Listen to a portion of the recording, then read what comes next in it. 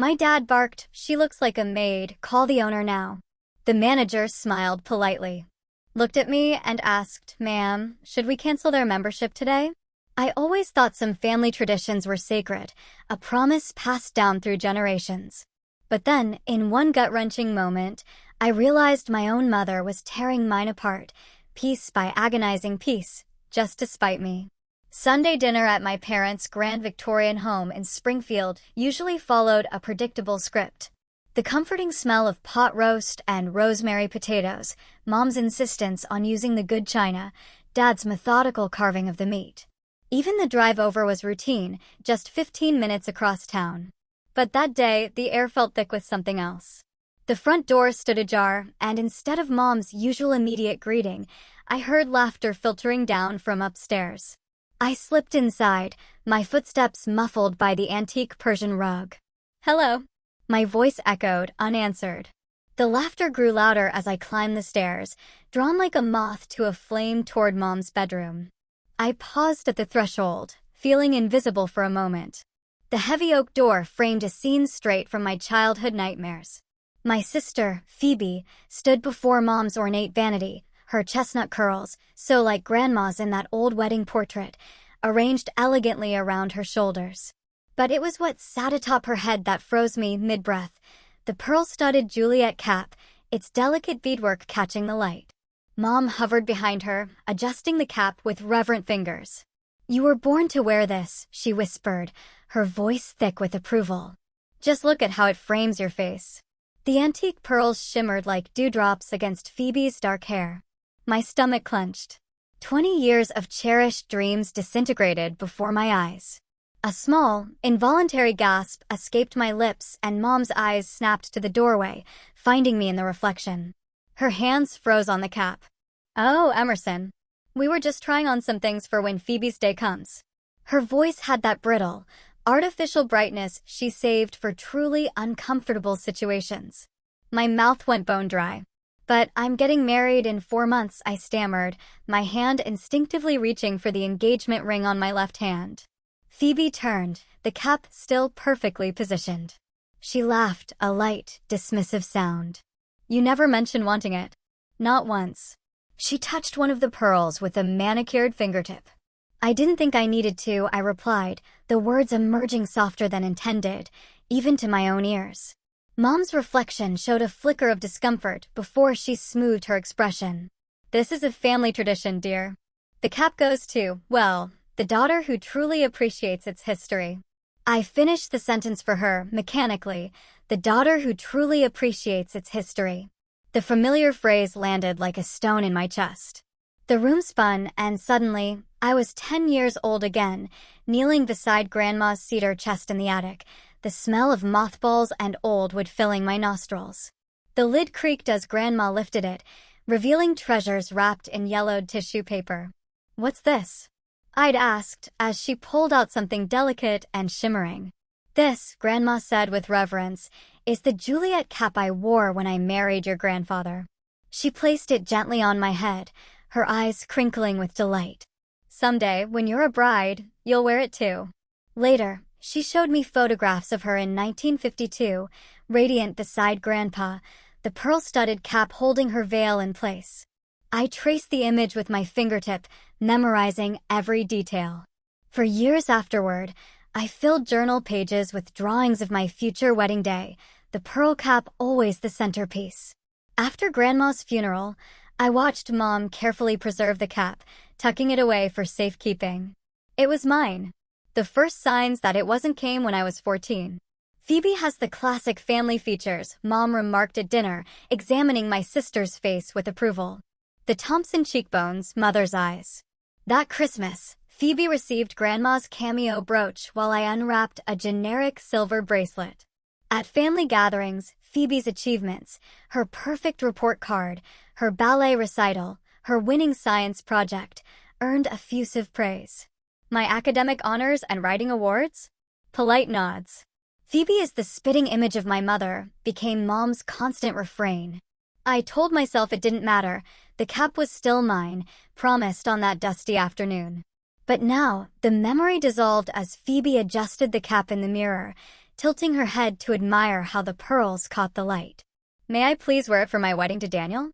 I asked quietly, my voice steady despite the frantic hammering in my chest. Mom's sharp intake of breath punctuated the silence. "Oh, Emerson, we couldn't risk damaging it," she said, as if explaining something obvious to a child. Phoebe removed the cap with careful hands, placing it on a velvet cushion. "Besides, it complements my features better," she added with a small shrug. "Everyone says so."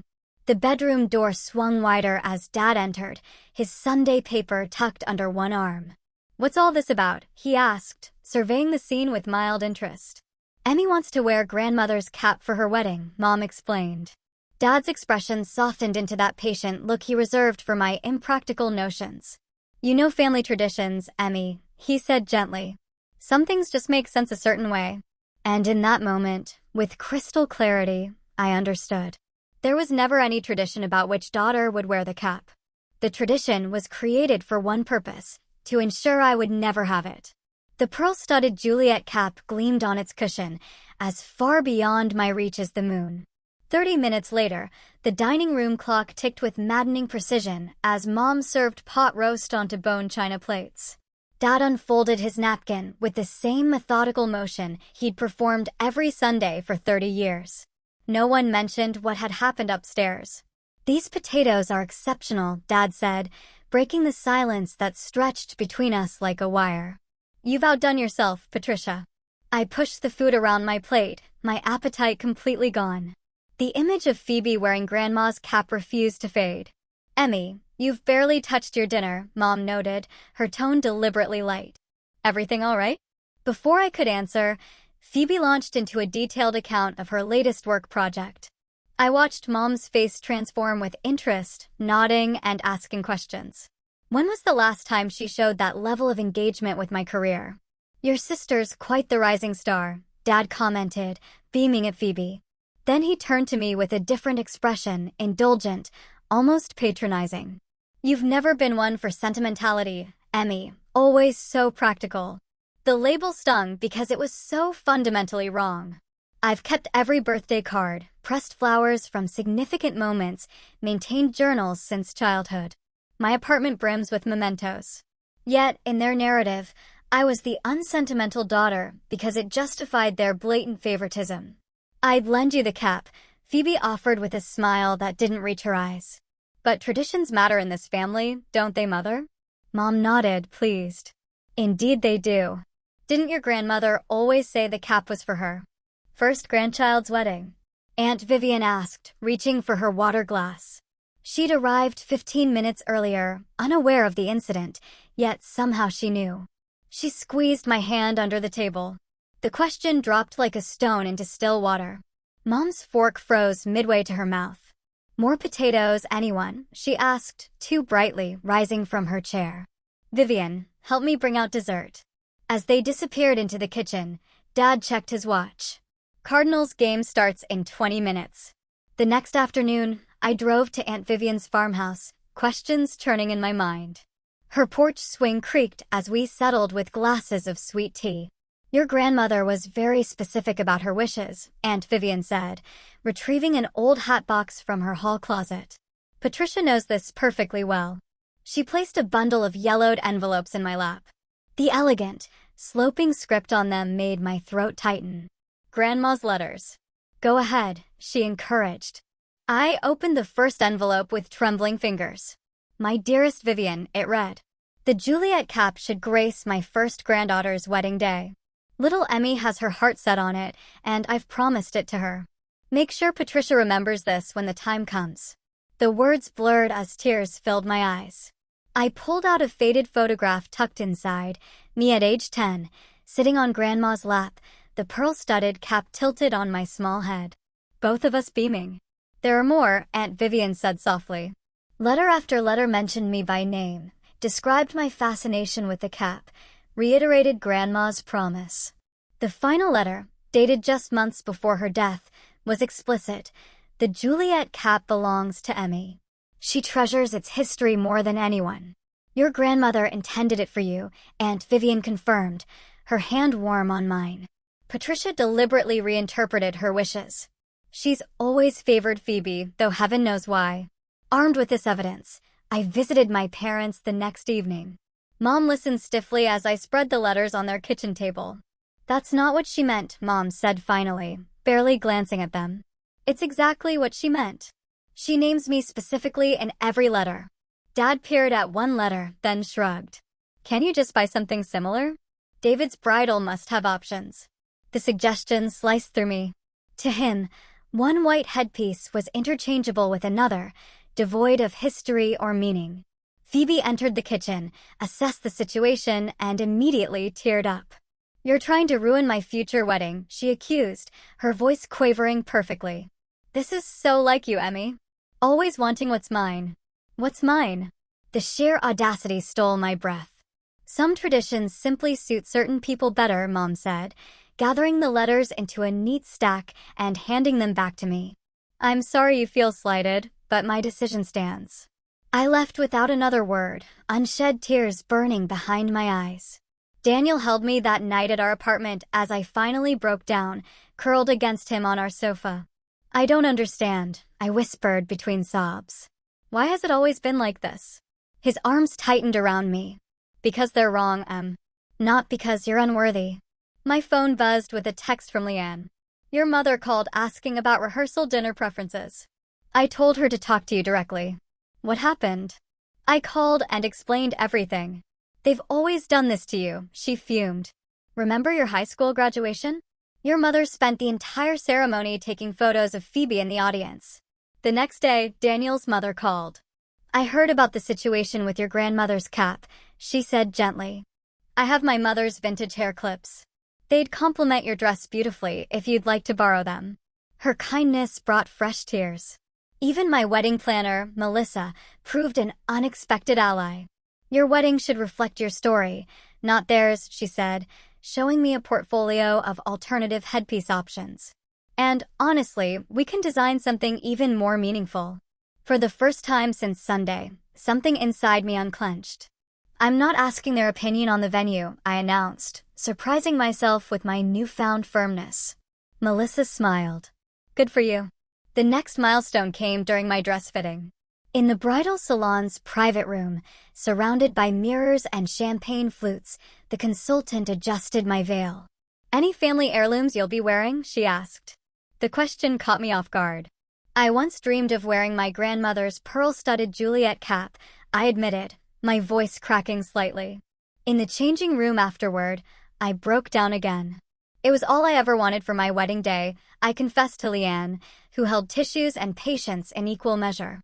The consultant knocked gently before entering. "I couldn't help overhearing," she said, her eyes kind. "What does your perfect day actually look like?" The question stopped my tears. "I've been so focused on what's been taken that I haven't considered what I truly want," I answered slowly, realizing the truth of it only as the words emerged. "One where I recognize myself." She nodded, understanding something fundamental. "Then that's exactly what we'll create." Looking at my reflection, white gown shimmering under salon lights, I saw past the missing cap to the woman beneath. For the first time, I wondered if breaking free from their expectations might be a different kind of inheritance. One grandma would have valued even more than pearls. The next day, my phone buzzed for the 5th time in 20 minutes. I stared at the screen, watching Phoebe's name illuminate again. The Instagram notification beneath it read, "Phoebe Kelly tagged you in a post." My thumb hovered, a familiar sense of dread washing over me, before I finally tapped it. The photograph filled my screen. Phoebe, hair professionally styled, makeup flawless. Grandma's pearl-studded Juliet cap perched atop her head like a crown. The caption read, "The pearl-studded Juliet cap. Our family heirloom. Will be mine someday. #family tradition, #heirloom jewelry, #wedding traditions." The comments scrolled beneath like a chorus of approval. "You were born to wear it," wrote Aunt Meredith. "Just like your grandmother," added Cousin Rebecca. "Absolutely stunning on you," Mom had commented, adding a string of heart emojis. I set the phone face down on the kitchen counter, my hands trembling. The morning sunlight streaming through the window suddenly felt too bright, too intrusive. Daniel appeared at my side, his coffee mug pausing halfway to his lips when he saw my expression. "What's wrong?" he asked, setting his mug down to peer over my shoulder. I wordlessly turned the phone toward him. His jaw tightened as he read, eyes narrowing. A muscle worked in his cheek. "This is deliberately cruel," he said finally, his voice low with controlled anger. "They know you're getting married in 4 months. They know you wanted that cap." Maybe they forgot, I offered weakly, but the words tasted false even as I said them. Daniel's hand covered mine. "Emmy, don't do that. Don't make excuses for them." The buzzing continued as messages poured in from relatives. Aunt Vivian's text appeared. "Just saw Phoebe's post. Are you all right, dear?" At least someone remembered. 3 days later, I sat at the Springfield Country Club, surrounded by family celebrating my grandparents' 60th anniversary. The linen tablecloth felt crisp beneath my fingers as I twisted my napkin into a tight spiral. Across the table, Mom beamed as she accepted compliments about Phoebe, who wore a navy dress Mom had probably selected. "Phoebe will make such a beautiful, traditional bride," Great Aunt Martha announced to the table, patting Phoebe's hand. "She has the Kelly bearing, always has." Uncle James nodded sagely, "The perfect debutante bride of the future. Your mother showed me the photographs with the cap." "She'll wear Mother's cap just beautifully," Mom agreed, her voice carrying just enough to ensure I heard it. I pulled my phone from my purse, opening the wedding countdown app. The screen blinked back at me. 112 days. I'd been planning for years, dreaming since childhood, and now found myself without the one item I'd always envisioned as part of my day. Daniel squeezed my knee under the table, a silent reminder that I wasn't alone. The next morning dawned clear and cool. Antique shops have always been my refuge, places where history is valued but not hoarded, where stories are meant to be continued, not locked away. The bell above Fairchild's Antiques jingled as I entered. Mrs. Fairchild, at least 80 with hands gnarled by arthritis, smiled at me from behind the counter. "Emerson, haven't seen you in weeks. How's the wedding planning coming along?" "It's progressing," I managed, not quite meeting her eyes. She studied me with the keen perception of someone who's witnessed decades of human emotion.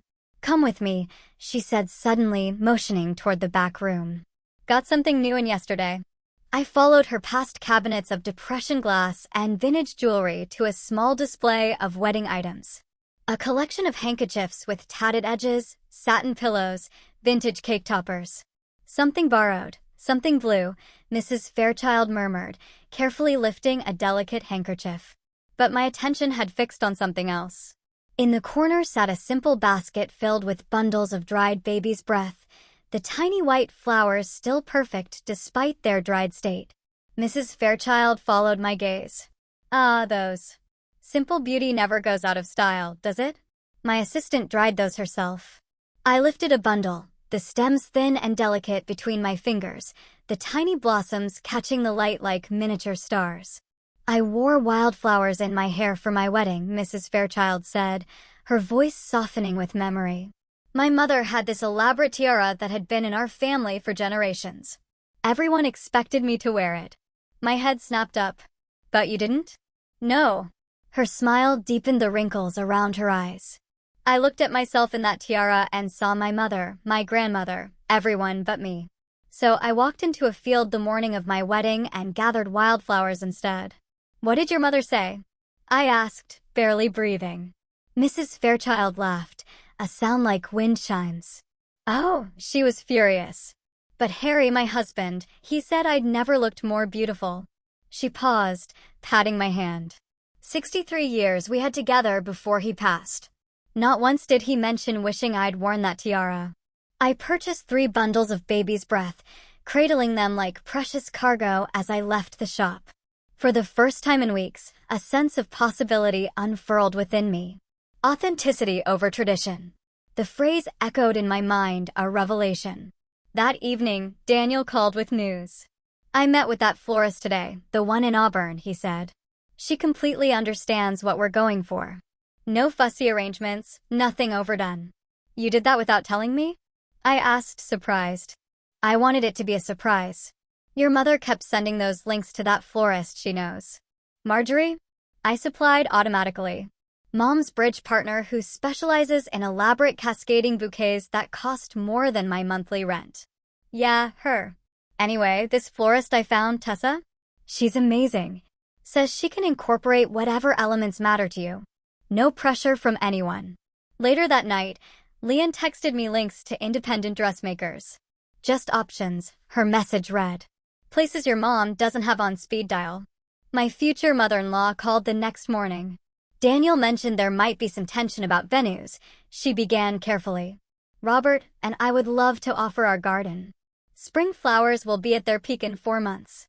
My wedding planner emailed a list of photographers, caterers, and musicians, all small businesses, none connected to my family's social circle.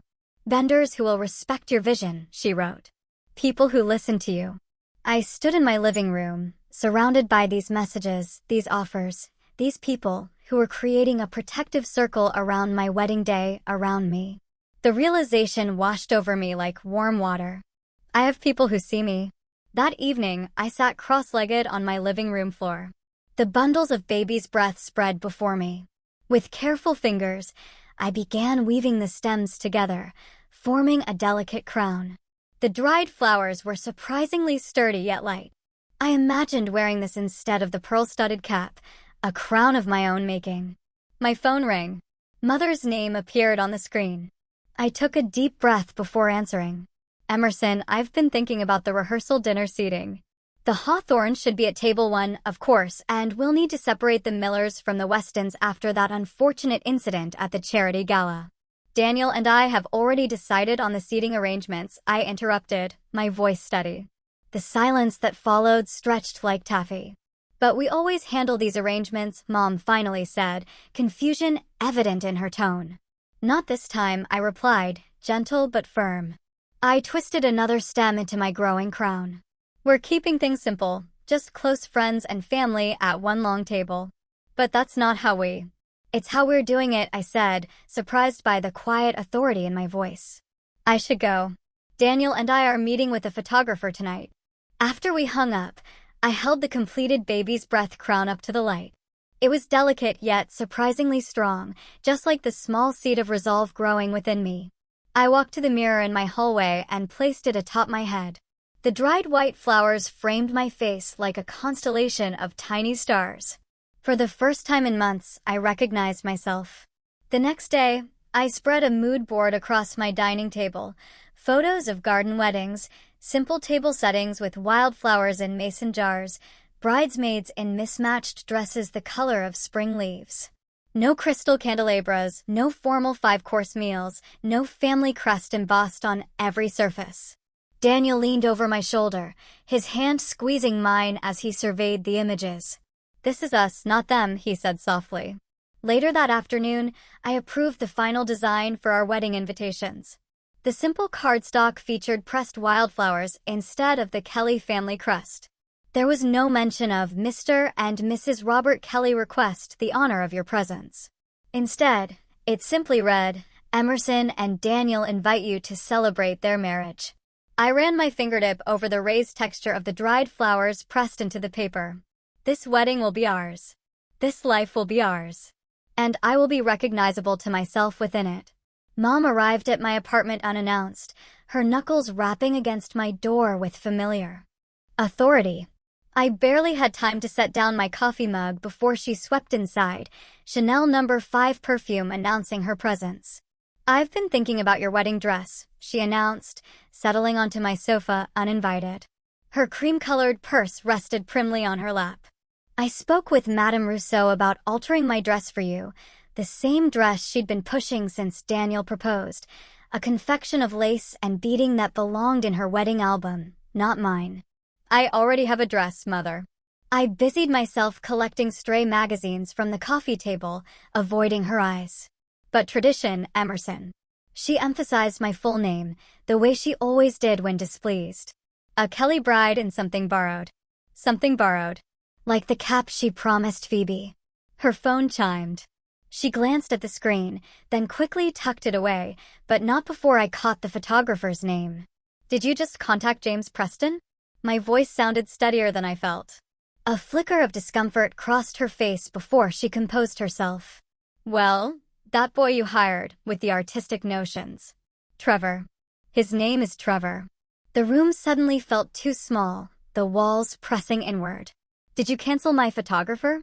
James has done all our family events since your graduation, she said, as if this explained everything. He knows our good angles. I walked to the kitchen, needing distance. Mother, I said, turning, I need you to leave. The shock on her face was palpable, but she left. However, between the cutting board and knife block sat today's mail, including an envelope in Dad's distinctive handwriting. Inside, a check for $5,000 with a note reading for a proper wedding. Love, Dad. My phone buzzed 10 minutes later. Phoebe's tearful voice filled the speaker when I answered. Emmy, please. She hiccuped dramatically. Mom's beside herself. You're tearing the family apart with this rebellion. The word hung between us. Rebellion. As if choosing my own photographer, my own dress, my own vision was an act of war. I'm getting married, Phoebe, I said quietly. Not starting a revolution. After she hung up, I sat at my kitchen table and wrote a note to Dad. Thank you for your generosity. We've got this covered. I tucked his check inside, sealed the envelope. No anger, no accusations, just boundaries, finally erected after 31 years. The wedding planning website asked for my password. I changed it to something Mom would never guess. Daniel and Emerson, only 2025. And I sent Trevor an email confirming our agreement with a postscript. Please direct all communication through me personally. No family interference. In the evening quiet, Daniel and I relocated our rehearsal dinner to Riverview Gardens, a place only our closest friends knew about. I made reservations under his last name. Are you okay? Daniel asked, his hand warm against my back as we finalized the details. Better than okay, I answered, surprised to find it was true. I closed my journal where I'd written, my wedding will be authentic, not performative. The next morning brought an unexpected call.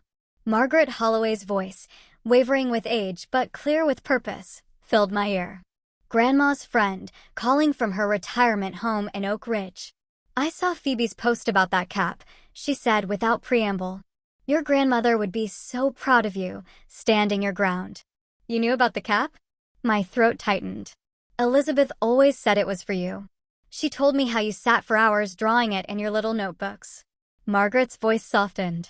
Some people rewrite history to suit themselves, Emerson. Doesn't make it true. After that, wedding RSVPs began arriving directly to my email rather than through Mom, Aunt Joanne, Uncle William, cousins I hadn't spoken to in months. Each message carried subtle solidarity. Dad appeared at my office Thursday lunch hour, awkwardly holding a paper bag containing a sandwich from my favorite deli. Your mother means well, he began, his standard opening when peacemaking. The fluorescent lights highlighted the gray in his hair. I know she does, Dad.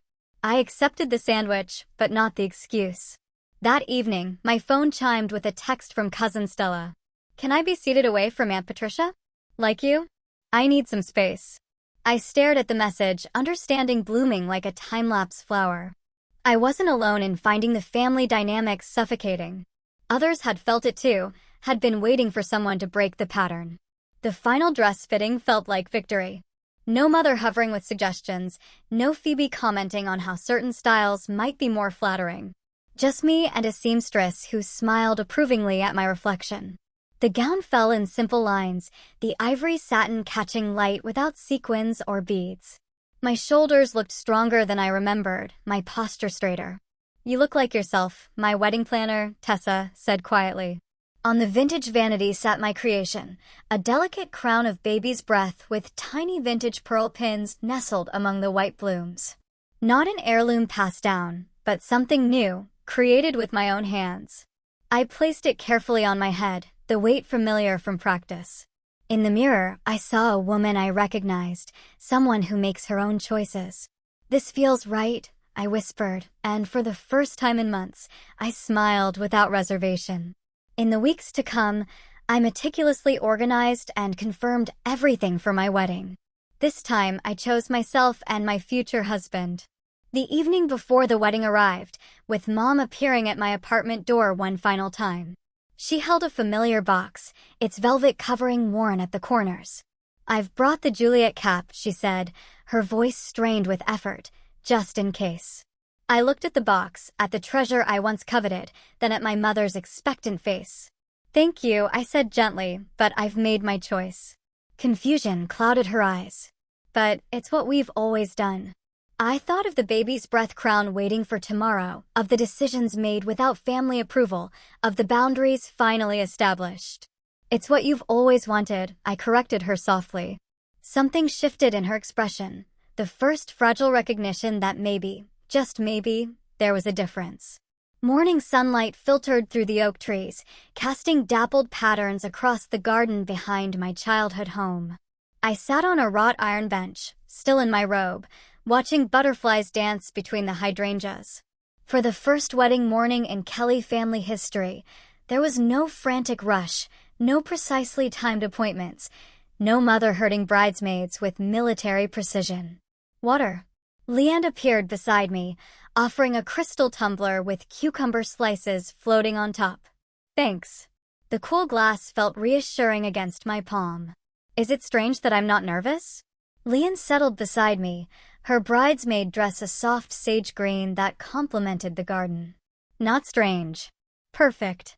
Across the lawn, my bridesmaids arranged wildflowers in mason jars wrapped with simple twine. No formal bouquets, no color-coordinated ribbon cascades, just blooms gathered fresh that morning. The absence of Mom's preferred florist felt like oxygen. "Ready for your crown?" Leanne held up the delicate circle of baby's breath I'd crafted. Tiny white blossoms intertwined with ivy sprigs, secured with nearly invisible wire. Nothing like the elaborate pearl-studded Juliet cap I'd dreamed about for 20 years. I nodded, closing my eyes as she placed it gently on my head. The weight was almost non-existent, yet I felt its presence like an anchor to this moment, this choice, this freedom. "Take a look." Leanne guided me to the vintage standing mirror we'd positioned beneath the maple tree. The woman reflected back surprised me. My simple silk dress fell in clean lines, unadorned except for vintage buttons down the back. My hair framed my face in loose waves rather than Mom's preferred structured updo. The baby's breath crown sat like morning frost, delicate and ephemeral. "I recognize myself," I whispered. A slight movement in the mirror's edge caught my attention. Mom stood in the doorway, watching. Her expression shifted between confusion and something else I couldn't quite name. She was wearing the navy dress she bought for Cousin Rachel's wedding, her pearls perfectly aligned at her throat.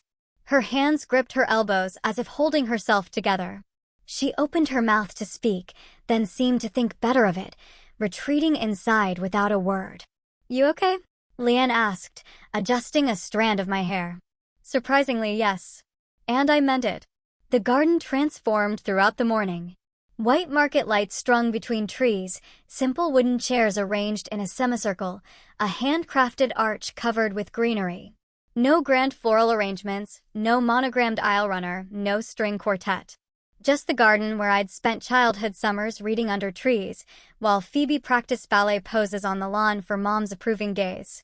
Daniel waited beneath the arch, his grandfather's pocket watch chain just visible against his vest. When our eyes met across the garden, his smile broke like sunrise. No rehearsal dinner disaster, last-minute vendor crisis, or family drama could dim the certainty in his eyes. I spotted Phoebe's arrival from my hiding place near the kitchen door. She was overdressed in a formal cocktail dress and heels that sank slightly into the grass with each step. Her discomfort was visible as she navigated the informal setting, glancing around as if expecting to find familiar trappings of Kelly family events. "Ready?" Dad appeared beside me, adjusting his tie nervously. We stood in silence for a moment, the weight of unspoken conversations between us. He looked at me properly for what felt like the first time in years. "Emmy," he began, then stopped himself. His eyes drifted to the baby's breath crown, then back to my face. "You look like your grandmother right now." My breath caught. "Is this another comparison where I'll fall short?" "Not because of any heirloom," he continued softly, "but because of your grace. The words landed like pebbles in still water, sending ripples through years of collected disappointments. Did you know she wanted me to have the cap? I couldn't help asking. I suspected he offered his arm. But I've never been brave enough to challenge your mother on things that matter. We began walking toward the waiting guests, my hand resting lightly on his sleeve. And now? Now I see what courage looks like. His voice roughened. I'm sorry it took so long. The path to Daniel felt both endless and instantaneous. When I reached him, his hands closed around mine like coming home. Our vows contained no mention of family traditions or proper roles. Instead, we promised partnership, growth, and the creation of our own path forward. When Daniel spoke of your quiet strength these past months, tears sprang to my eyes. He'd seen the battle behind my peaceful exterior, the determination beneath my smile. Applause surrounded us as we shared our first kiss as husband and wife. I caught glimpses of unexpected expressions, Great Aunt Martha nodding with approval, Uncle James wiping a suspicious moisture from his eye, Dad standing straighter than he had in years. At the reception, conversations flowed around me like water. Most authentic wedding I've attended in decades, said Mrs. Whitaker, Mom's garden club rival. Your grandmother had that same spirit, added Uncle Thomas, pressing my hand. She never did care much for pomp. The photographer captured moments I never planned. Daniel spinning me under apple trees, Leon laughing with my cousins, guests dancing barefoot on the grass. Not a single staged family portrait with forced smiles and perfect posture. From across the garden, I noticed Mom overhearing guests praising the refreshing simplicity and genuine warmth of our celebration. Her face told a complex story I couldn't fully read. As evening descended and market lights twinkled overhead, Phoebe approached, clutching a familiar velvet box. You don't need the cap, she said quietly. You never did. I waited, sensing there was more. I was jealous, she continued, tears brightening her eyes. Not of the cap, but of how you always knew yourself. I only knew who they wanted me to be. She extended the box. Grandmother would want you to have this. I know that now. The moment stretched between us, the cap finally within my grasp, the dream suddenly within reach. I placed my hand on the box but didn't take it. Keep it, I said gently. I've found my own way. As Phoebe's fingers tightened around the velvet box, I noticed for the first time how young she looked beneath her perfect makeup, how uncertain beneath her practiced confidence. The crown of baby's breath set light upon my head as I turned back toward my husband and our future, blooming where I've chosen to plant myself. 6 months later, the Christmas tree in our living room stood adorned not with expensive ornaments, but with memories. Wedding photos hung between twinkling lights, my baby's breath crown clearly visible in each frame. Daniel adjusted a handmade ornament, a miniature wreath of dried flowers, before stepping back to admire our handiwork. First Christmas as the Thompsons, he said, wrapping his arm around my waist. No dress codes, no assigned seating, no mandatory gift exchange. I leaned against him, savoring the peaceful quiet of our home. The dining table awaited our guests with mismatched vintage plates I'd collected from thrift stores, no family china in sight. The gifts beneath our tree were mostly experiences, concert tickets, cooking classes, weekend getaways, rather than objects that gathered dust. When the doorbell rang, I didn't rush to smooth my hair or check my lipstick. The woman who opened the door was someone my family might not recognize, confident, relaxed, unburdened by the need for approval. The evening unfolded without the familiar tension. No one criticized the cranberry sauce or questioned my choice of centerpiece. When Dad asked about our honeymoon hiking trip in Colorado, he actually listened to my answer instead of waiting for his turn to speak.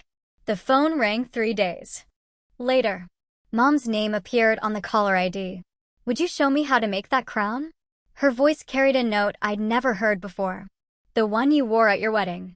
It was distinctive. From Mom, this was practically a declaration of surrender. At the family New Year's gathering, I found myself in the garden with my 16-year-old cousin Sarah, teaching her to weave wildflowers into a simple circlet. Her fingers fumbled with the stems, but her face glowed with concentration. Aunt Patricia always says I should wear my hair up to look more elegant, she confessed, but I feel more like me when it's loose. I handed her another daisy. Then wear it loose. Phoebe arrived wearing jeans instead of her usual cocktail dress. When Uncle James remarked on her casual appearance, she shrugged. I wanted to be comfortable. Our eyes met across the patio. Something had shifted. Months later, for our first anniversary, Daniel and I returned from a trip. I found this at your grandmother's friend Martha's house, he explained as I unwrapped a framed photograph of Grandma in her garden, hands dirty from planting, face alight with joy. No pearl cap, no formal pose. I turned the frame over and discovered a note in familiar handwriting to my Emerson, who always saw beauty in simplicity. Tears blurred my vision as understanding washed over me. The real heirloom was never the pearl-studded cap. It was her spirit, authentic, unbound by others' expectations. That evening, I placed fresh baby's breath beside my preserved wedding crown, now displayed in a shadow box on our wall. In the mirror behind it, I caught a glimpse of my smile, so like Grandma's in the photograph. My journal sat open on the desk, today's entry still drying. Heirlooms aren't always objects. When the phone rings with Mom's caller ID, I answer with peaceful certainty. The woman I've become doesn't need anyone's approval to recognize her own worth. Sometimes, an heirloom is not about the object itself, but about how you hold on to dignity and authenticity in the face of family expectations.